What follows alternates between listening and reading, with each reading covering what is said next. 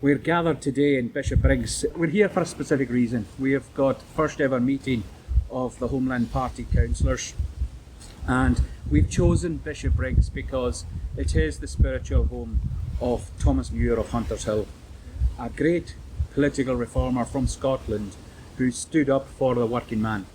In the 18th century, at a time when there were 1.5 million people in Scotland, there were only 2,600 or so voters, and Thomas Muir campaigned for every man to get a vote in Scotland.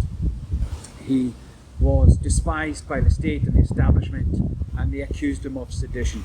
Thomas Muir, for me, epitomises everything that's good about people who stand up for the rights of the common man. The Homeland Party has exactly the same ethos. Our councillors want to be community leads in the areas we live and stand up for our people. Our councillors become an independent voice against the establishment and for the people. We are pushing for community politics, for volunteers to join our organisation, stand up for our people and become leaders in their community representing them. So I will pass over now to the councillors. So why have you come along here today? I've come along here today to the library in Bishopbriggs to meet up with other Homeland members who are community or parish councillors in their own wards.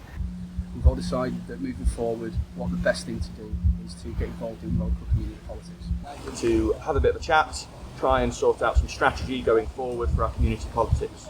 And why are community politics important to you? The community politics is very important to me because it's about protecting your community from the ravages of development, overpopulation and other pressures.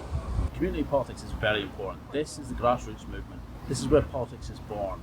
Any sort of local issues that directly affect the communities, this is where it can be discussed, this is where it can be changed and influenced, and this is where a small slice of the power lies. We might not be able to jump into the big national issues right away, but we can definitely change things where we live. And overall, what are you hoping to achieve?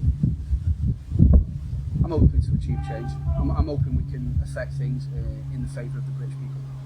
I want to give a voice to the working class. Working class generally, they're kind of left out of mainstream politics. They don't get much of a voice on many issues. And I think locally, within their local community, they need somebody to stand up for them. They're not encouraged to get into politics, so that's my angle on it, is to give a voice to the people who are they're not involved in any political parties. They're just good, hard-working people that want the best possible.